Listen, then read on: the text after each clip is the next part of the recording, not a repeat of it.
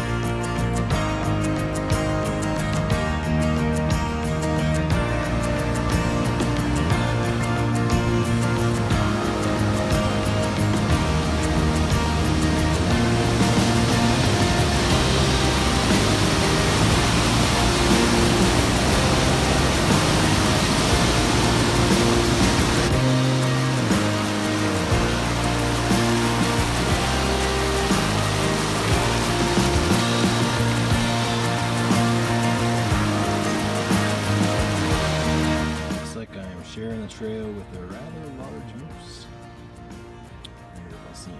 Looks like he's going the other way. Moose poop. Yum.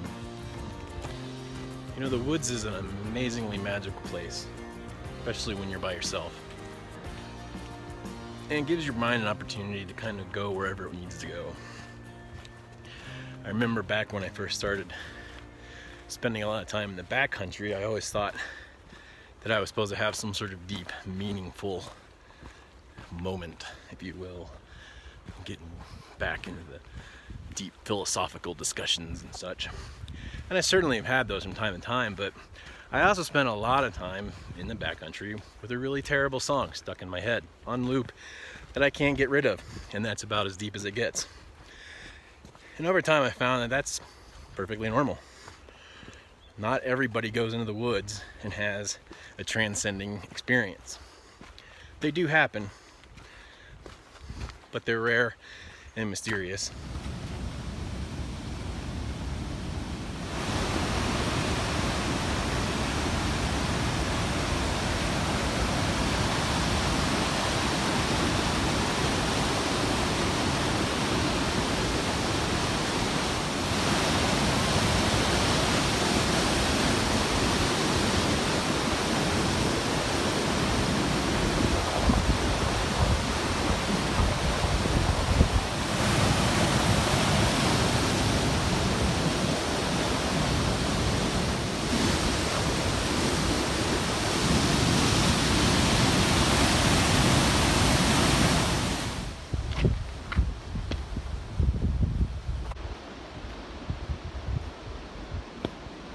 The trailhead.